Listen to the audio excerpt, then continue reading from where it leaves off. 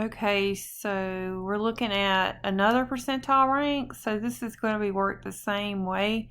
You're going to open this in Excel and we're going to do 95, 80, and 95, 80, and 125. I'm just going to use the formula. You're going to count the number of values below the number you're trying to find, plus 0.5, divided by your total number of values, and then times it by 100. So for the first one, let me look. We want to do the percentile rank for 95. So if you look here, 95 would be right here above 92. So you have 1, 2, 3, 4, 5 values. So you're going to do, let me show you, let me just start over here. So you're going to do, you have 5 values below 95 plus 0.5, and then you're going to divide that by 12 because you have 12 total values. And then I'm just going to use this percent sign up here, and I think we want to round it to the whole number, so 46%.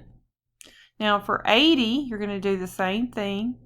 All right, 80 would be right above 68, so 1, 2, 3, 4 values are below 80.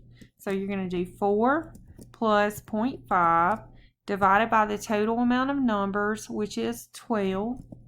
Okay, and then change it to a percent, and you're going to get 38%. For the last one, the percentile rank for 125. 125 would be right here above 118. So you have 8 values below it. So you're going to do 8 plus 0.5.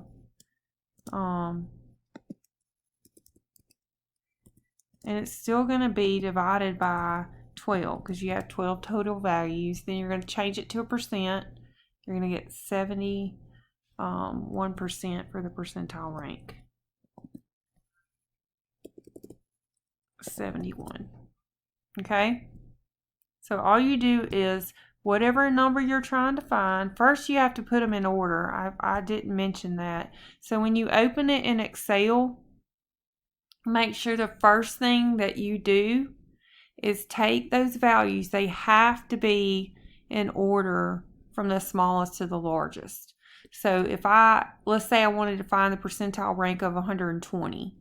Well, 120 would be in between 118 and 127. So 120 would be right there. So you have 8 values below. So you would do 8 and always add 0.5 to it and always divide by the total number of values you have. So we have 12, and then change it to a percent and round to what they want you to round to. And that's how you find the percentile rank. Let me know if you have any more questions.